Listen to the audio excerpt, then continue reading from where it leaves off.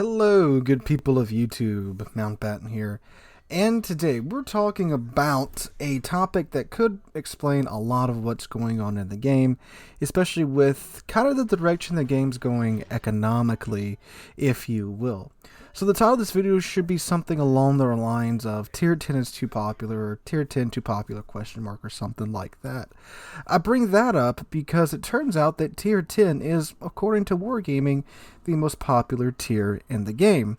And they even said so in the Waterline video covering the super ships. Nowadays, tier 10 ships are the most popular ships in the game, and that's natural, and the longer the game lives and the more people would reach this tier, the more popular this tier is. And the popularity is expected to grow steadily in the future. For all of that, there are a maximum of 3 ships from each branch released getting in tier 10 battles, which kind of limits their diversity. We believe that adding new tier there will diversify game process significantly and enrich the game. Now, Tier 10, like they said in that video, it's pretty natural that Tier 10 would be a very popular tier. Because, I mean, that's almost the whole point of grinding a line. You know, there's quite a few lines that have many very good ships at mid to lower tier, but higher tier is ideally where many players would like to be.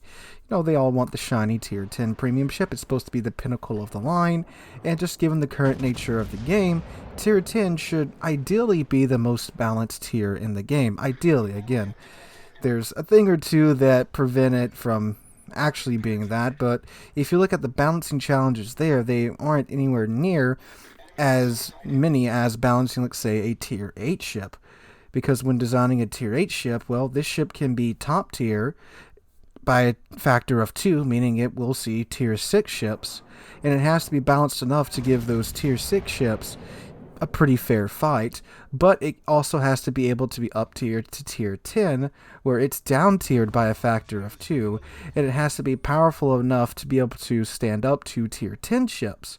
And a lot of times, Tier 8 ships find themselves in either the category of really, really good, where they're quite strong, ships like the Massachusetts and such, or they're in a category where they're really not that fantastic at all. So, yeah, it's a pretty difficult task there. And the same could be said, of course, for Tier 7 ships as well, because Tier 7 can see Tier 5, and they can also see Tier 9 ships. But Tier 10 ships, they only have to balance them enough to where they don't utterly crush Tier 8 ships. And they don't have anything above them currently that has to be taken into consideration in terms of balance. Now, of course, with the super ships coming out, this is presenting a different scenario, of course.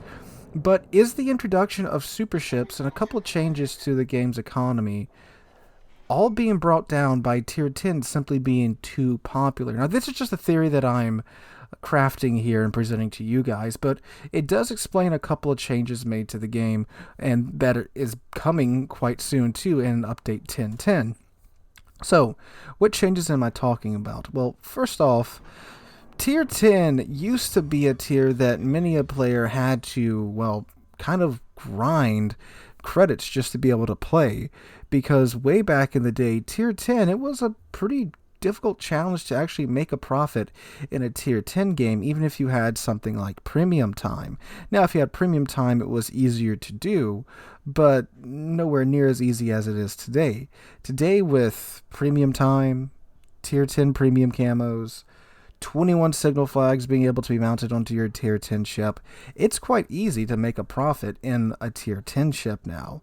Back in the day, you used to have a pretty darn good match for the average Joe to be able to make profit in Tier 10, even, again, with premium time. But again, nowadays, you basically slap all the flags on, slap the premium camo on, have a premium account. We don't even have to have a premium account, really, if you have a proper premium camo, or even just one of the crazier camos and enough signal flags, you'll easily make plenty of profit from that match. You could even do quite badly and still make profit.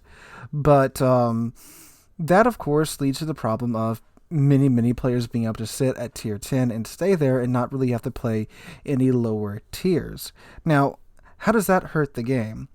Well, like they mentioned in the video, for the game's longevity, that's not great, because as the game gets older, there'll be obviously many more players playing Tier 10. from what it sounds like, from what they're saying, if this trend continues, then there will be at mid to lower tier.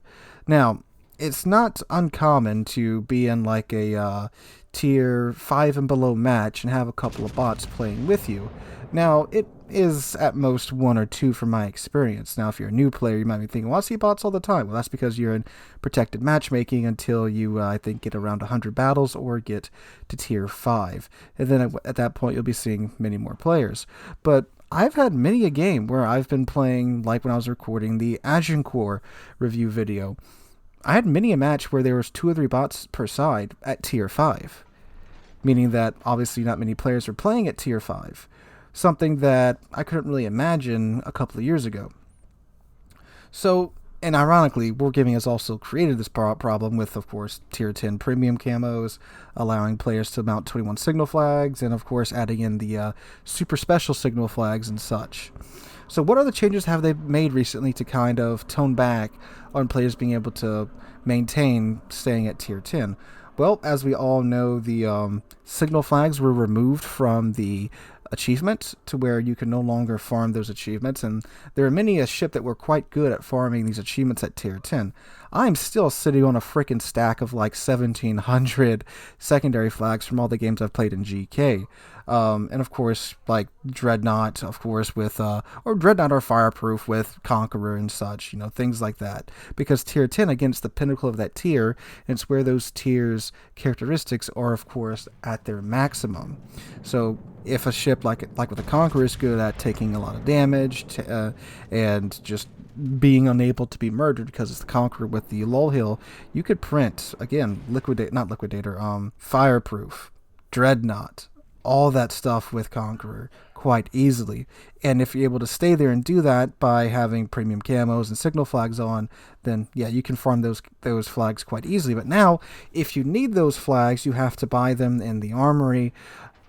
And for anyone that plays competitive, so like COTS or clan battles and such, these are must-have items, and they're not cheap. It's quite annoying that the fire duration flag is frickin' 1.9 million credits. So if you don't want to be in a battleship that's just permanently on fire all the time, you got to drop 1.9 million credits to get this flag. Now, of course, you can get them at random and signal containers, but that's not a reliable way to get what you need. So that's a bit annoying there, and that cuts into your credits as well.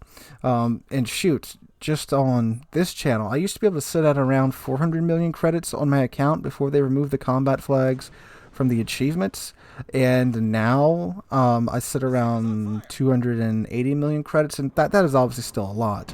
But I mean, for someone who plays premium a lot, reviewing premium ships, and plays the game a lot, you'd think it'd be a bit higher, of course, too. And of course, there's some veteran players that probably have billions of credits, too, just from how long that they've been playing and how much they grinded beforehand. But speaking of changes to the economy, Missouri's economy got nerfed several times over the past duration of the past couple of years. And it got, of course, nerfed recently with it being added back in for sale.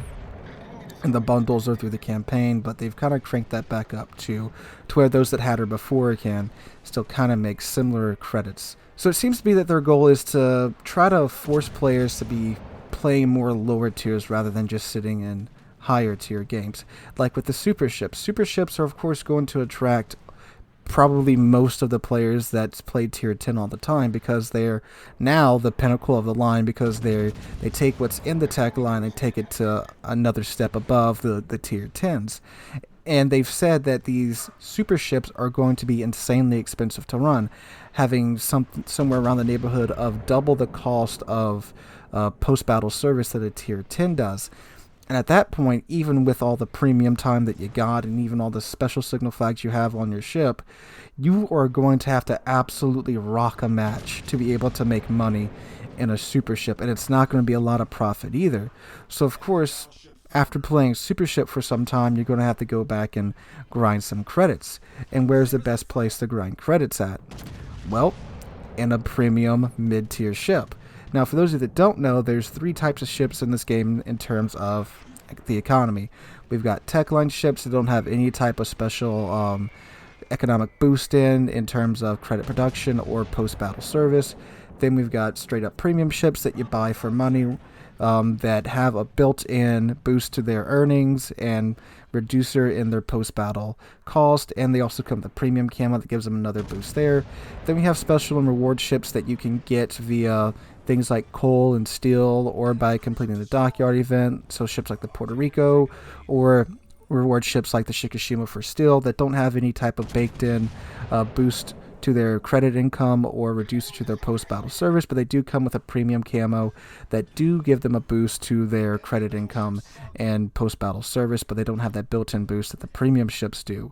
And of course, with the tech line ships, like I've mentioned a couple of times already, the tier 10s, you can get the permanent camo for them that is pretty much the same camo that you get with a special ship, so that does increase their credit income and reduce their post-battle service. So you're probably going to have to be playing a lot of like tier 8, tier 7-ish premium ships in order to be able to keep funding higher tier gameplay now, like we used to have to do back in the day, unless you were, again, a pretty darn good player at tier 10. And again, even if you were a good player at tier 10 back in the day, you still didn't make near the credits that you do nowadays with all these signal flags equipped to your ship. Now, is that necessarily bad for the game? No, not really. Just redistributing the player base throughout the tiers is a pretty good thing for game health. That way players won't be playing against bots at lower tier, and they'll be playing against real people, of course. And that's the question. Is this necessarily a bad thing, them trying to force players to play more mid-tier ships? And honestly, mid-tier is, shoot, in terms of game balance, a lot of times a lot better than higher tier. Like I've made several videos on, tier 6 is a really, really freaking sweet spot right now in terms of gameplay and balance, and it's, shoot, just such a big relief after playing high tier a lot, especially recently with a lot of the new content being added into the game. So that's my question to you guys. If this is what they're actually trying to do, which it sounds like they're trying to do from the Waterline video and from the dev blog they put out with this Waterline video, is this a bad thing, or are you in favor of them trying to make the game a better experience for everybody by not having so many players be stuck at higher tier? Or do you think players should be able to play whatever tier that they want without having to worry about the grind for credits? Now, it's not quite as bad as War Thunder, where, oh my god, if you guys don't know War Thunder, they don't balance the game in terms of changing the characteristics of vehicles. They balance it by just saying, oh, this vehicle is a little too powerful, let's increase its maintenance cost by a factor of 10 or something like that. Rip Bomber Gang, you know.